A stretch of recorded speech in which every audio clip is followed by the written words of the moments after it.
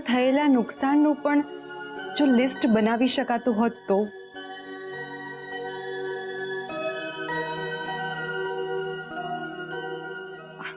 રૂપેશ કુમાર, કિંજલ, ચાલો નાસ્તો તૈયાર છે. આ જુઓ, મમ્મીની તબિયત થોડી સારી થઈ નથી કે એને રસોડું યાદ આવી જાય. હાસ તો વળી યાદ આવે જ ને. તમે બંને મારી માંદગી વખતે ખડે પગે હતા અને હવે તો હું સાજી પણ થઈ ગઈ છું. તમારા હાથે બનાવીને તમને ખવડાવીશ પીવડાવીશ તો મને પણ સારું લાગશે. ચલો બેસો બેસો.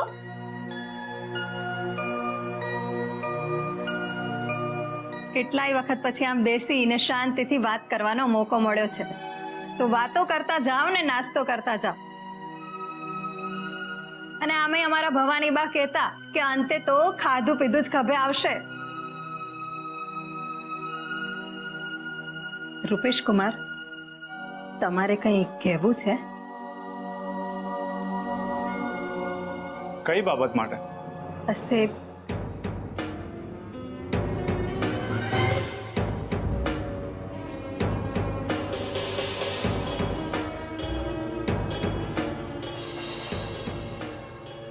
સેજલ, આવ, બેસ.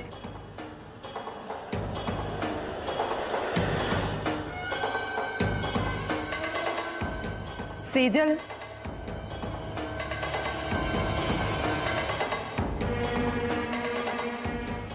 સેજલ, રૂપેશ જીજુ તને ડિવોર્સ આપવા માટે તૈયાર થઈ ગયા છે ને? એ વાત મમ્મીને ખબર પડી ગઈ છે. ચાલો, સારું થયું. સારું થયું એટલે મારી નજર સામે મારે તારું ઘર ભાંગતું જોવાનું. મમ્મી, તું અને કિંજલ ગમે એટલા ધમપછાડા કરો, મારો નિર્ણય અફર છે. તો મારો નિર્ણય પણ અફર છે. તારે તારા સાસરે જવું જ પડશે. યાર કિંજલ, આની તબિયત સહેજ સારી શું થઈ? ફરી પાછી જૂની કેસેટ ચાલુ થઈ ગઈ. આના કરતા બીમાર હતી એ જ સારું હતું. ચૂપચાપ પડી તો રહેતી હતી. સેજલ, આમ શું એલફેલ બોલી રહી છે તું? આ રીતે વાત કરે મમ્મી સાથે? તો એમાં ખોટું શું કહ્યું?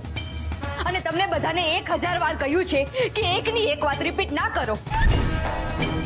મારી લાઈફમાં હવે કંઈ પણ થશે તો એની જવાબદાર કિંજલ જ હશે. તારી ભૂલ કિંજલના માથે નહીં થોપ સેજલ. હું તારી સાથે વાત નથી કરી રહી, એટલે તું તો વચમાં બોલીશ જ નહીં. તળિયા વગરના લોટા જેવો છે, ઘડીકમાં આમ ઘડીકમાં તેમ. બસ સેજલ, બોલવામાં માપ રાખ. ઊંચા અવાજે બોલશો તો કઈ હું દબાઈ નથી જવાની. કિંજલ પર બ્લેમ કરવાની તારી જૂની આદત છે નહીં? કઈ પણ થાય એટલે બધો જોડ્યો ઘોડ્યો કિંજલ પર નહીં? અને કિંજલ સાચી હોય કે ખોટી, તારે દરેક વાતમાં એનો પક્ષ લેવો એ તારી જૂની આદત છે નહીં? મારી જિંદગીમાં મારે શું કરવું એ હું નક્કી કરીશ. બસ, મારી જિંદગી કરીને બહુ મનમાની કરી લીધી તે. હવે તારું કઈ નહીં ચાલે, સમજી? આ કિંજલ પાસેથી કંઈક તો શીખ. તારી નાની બેન છે, તું જોતો ખરી કઈ રીતે પોતાનો સંસાર સાચવીને બેઠી છે. મમ્મી પ્લીઝ, તારું આ કિંજલ પુરાણ ફરી શરૂ નહીં કર. તારી કિંજલ બહુ મહાન છે. તારી આ દીકરી વાહલનો દરિયો છે, દેવી છે દેવી, પણ મને એમાં કોઈ રસ નથી. અને તને કિંજલ એટલી જ વાલી હોય તો એના ઘરે જતી રહે ને.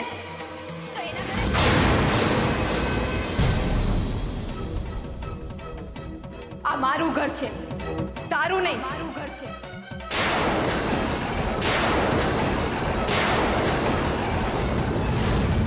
સેજલ, કઈ માટીની બની છે તું?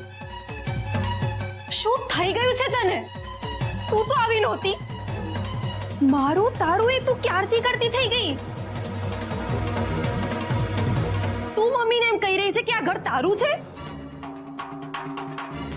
રૂપેશ જીજુએ આ ઘર તારા નામે કર્યું હતું અને ક્યારે જતાવ્યું પણ નથી. હા તો એમ તો મેં પણ મમ્મીના નામે ઘર કર્યું, પણ મને શું મળ્યું? તમે બધા મારી વિરુદ્ધ થઈ ગયા.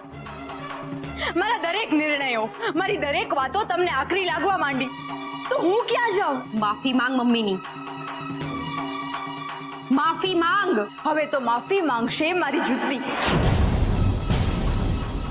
And you know what, I don't care. મને કોઈની જ જરૂર નથી. અને અને મેં ખોટું શું કહ્યું છે કે હું માફી માંગુ? રહેવા દે કિંજલ. આજે સેજલે મને મારી જગ્યા બતાવી દીધી છે. હાય રે દીકરી, નાનપણમાં માવતરના ઘરે હોઈએ ને કંઈ કરવા જઈએ તો કે હા અહીંયા નહીં ચાલે. તારા ઘરે જાય ને ત્યારે મન ફાવે એમ કરજે. ત્યારે મનમાં એવો વિચાર આવે કે હવે મારા ઘરે જઈશ ત્યારે કરીશ. પરણીને સાસરે જઈએ તો સાસરામાં કે આવું બધું અહીંયા નહીં ચાલે. આ તમારું ઘર નથી. ત્યારે મનમાં થાય કે મારું ઘર ક્યાં.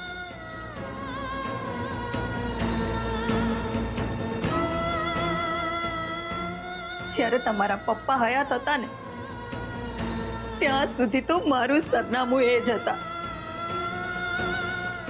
એમના ગયા પછી મને લાગ્યું કે હવે મારું સરનામું મારી દીકરીઓ છે. આજે આ સેજલે મને સમજાવ્યું કે હું જન્મી ત્યારથી મારું તો કોઈ સરનામું હતું જ નહીં. મારું તો કોઈ ઘર જ નથી. તમારા પપ્પા હતા ને એ મને કહેતા કે મીરા, જ્યાં માન નથી ત્યાં સ્વાભિમાન નથી, ને જ્યાં આવકાર નથી ને ત્યાં જીવતરનો જાકારો છે. એટલે મેં નક્કી કર્યું છે કે હવે એક ક્ષણ પણ હું આ ઘરમાં નહીં રહું. મમ્મી, તમે સેજલની વાત સાંભળીને આ બધું બોલો છો? મમ્મી, સેજલ તો ગુસ્સામાં કંઈ પણ બકવાસ કરે છે. તારે એને સિરિયસલી લેવાની જરૂર નથી. તારે ક્યાંય નથી જવાનું. ના કિંજલ, હવે તો અહીંયા રહેવું એના કરતા હું મોતને વાલું કરીશ. અને હવે જો તું મને રોકીશ ને તો મારું મરેલું મોઢું જોઈશ.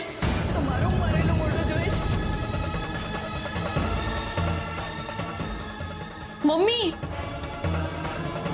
મમ્મી,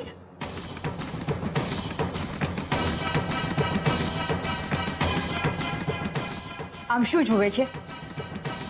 કોઈ દિવસ જોઈ નથી? આમ ધારી ધારીને શું જુએ છે?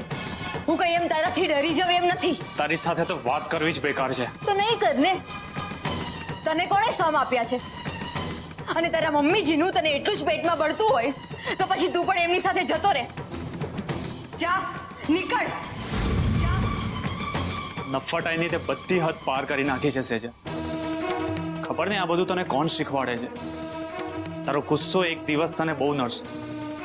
યાદ રાખજે, તારો સ્વભાવ તારો દુશ્મન બનીને ઊભો રહેશે અને ત્યારે તારી સાથે કોઈ નહીં ઊભું હોય.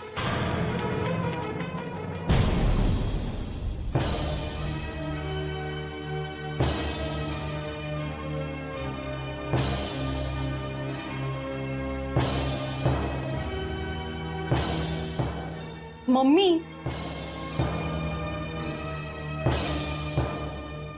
મમ્મી આ શું કરે છે તું? મારી વાત તો સાંભળ. બેસ તું પહેલા. મમ્મી પ્લીઝ તું બેસ, મારી વાત સાંભળ. બેસ. જો મમ્મી, તું ના કિંજલ, મારે તારો એક શબ્દ પણ નથી સાંભળવો. અને મહેરબાની કરીને તું મને અહીંયા રોકવાનો પ્રયત્ન ના કરતી.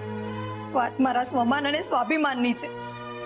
હું રાહુલના ઘરે જતી રહીશ, રસ્તા પર ભીખ માંગીશ, ફૂટપાથ પર પડી રહીશ, પણ આ ઘરમાં તો મારો પડછાયો પણ નહીં રહે. મમ્મી આવું નહીં બોલવાનું. તને છે ને સમજાવવી બહુ અઘરી છે. મારા મનમાં અત્યારે શું ચાલી રહ્યું છે ને એ તને નહીં સમજાય. લાય બળી રહી છે, હાથના દાજ્યા હોય ને તો મલમ લગાડાય, પાટાપિંડી કરાય, પણ ભવતર દાજે તો શું કરવું?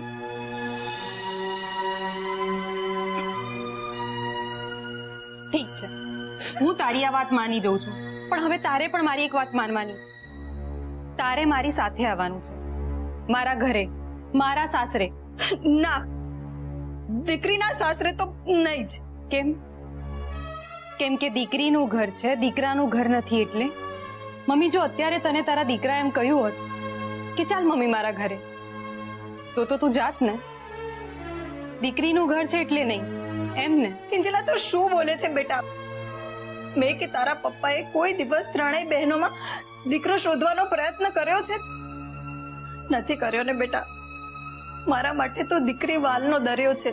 મારા મનમાં એવા કોઈ જ વારા તારા નથી. ઠીક છે, 100 વાતની એક વાત. હવે મારે આગળ કોઈ ચર્ચા નથી કરવી. તું મારે ત્યાં આવે છે એટલે આવે છે, બસ.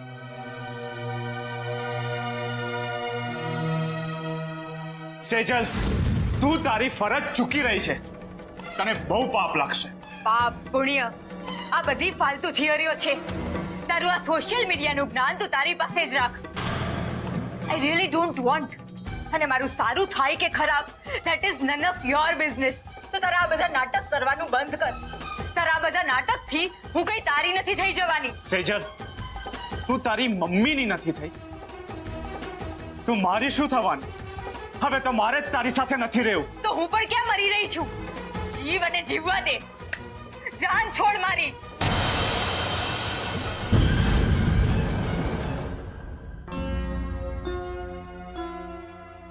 હવે આ સાહિલ જાન છોડે તો સારું. જો સાહિલ આ ઘરમાં આવ્યો ને તો માં, સાહિલ અહીંયા આવશે જ. અને શું કામ ના આવે? હું જ્યાં સુધી જીવું છું ત્યાં સુધી આ ઘરમાં સાહિલ પગ નહીં મૂકે. અને સાહિલ જ નહીં, કિંજલના પિયરથી કોઈ પણ આવશે ને તો મને નહીં ગમે. કિંજલને હું ત્યાં સુધી માફ નહીં કરું જ્યાં સુધી એ પોતાની ભૂલ નહીં સ્વીકારે. અને સજા રૂપે એણે સાહિલ સાથે પાર્ટનરશિપ તોડવી પડશે. માં, તું શું કરી રહી છે? ભલું, તારું ભલું કરી રહી છું દીકરા. માં છું તારી. હું તારું નહીં વિચારું તો કોણ તારું વિચારશે? સંબંધમાં જ્યાં સડો થાય ને ત્યાંથી કાપવું પડે, નહીતર આખું જીવતર કોહવાઈ જાય બેટા. પણ માં, આ બધું કરવાથી તને શું મળશે? તારું સુખ. તું અને કિંજલ સુખેથી સાથે સંસાર વસાવો, એ સિવાય મારે કંઈ નથી જોઈતું બેટા. તમારા બંનેના સંસાર રથમાં જો કોઈ કાંકરી ચાળો કરશે ને તો હું એને છોડીશ નહીં. લોકો ભૂલી ગયા છે કે શૈલાના હાથ પગ હજી સલામત છે.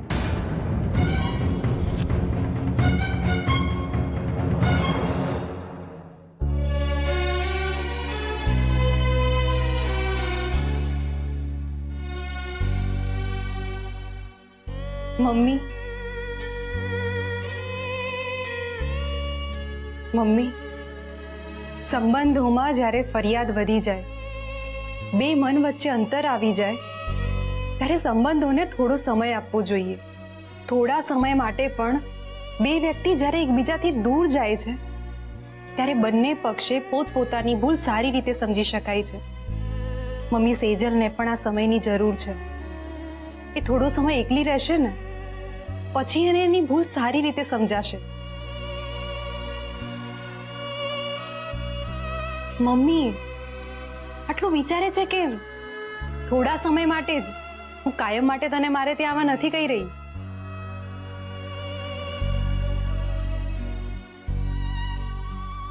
મમ્મી, તું જરાય ચિંતા નહીં કર. મારા સાસરે તારી બધા લોકો રિસ્પેક્ટ કરે છે, ત્યાં તારું માન જળવાશે. બેટા, એ વાતમાં મને કોઈ જ શંકા નથી. મને પૂરેપૂરી ખાતરી છે. પણ તોય દીકરીનું સાસરું એટલે સાસરું જ ને. મમ્મી, એ મારું સાસરું નથી, એ મારું ઘર છે. મારા સાસુ સસરાને હું મમ્મી પપ્પા કહીને બોલાવું છું.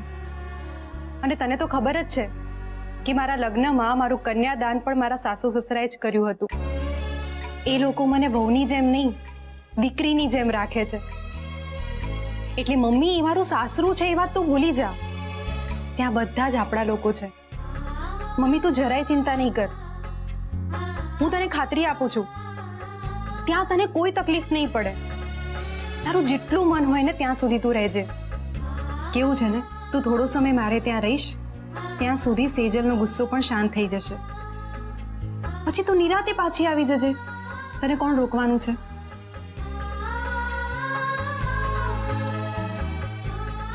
મમ્મી પ્લીઝ, તું રાહુલને ત્યાં જઈ શકે પણ મારે ત્યાં ન આવી શકે. ઠીક છે, બસ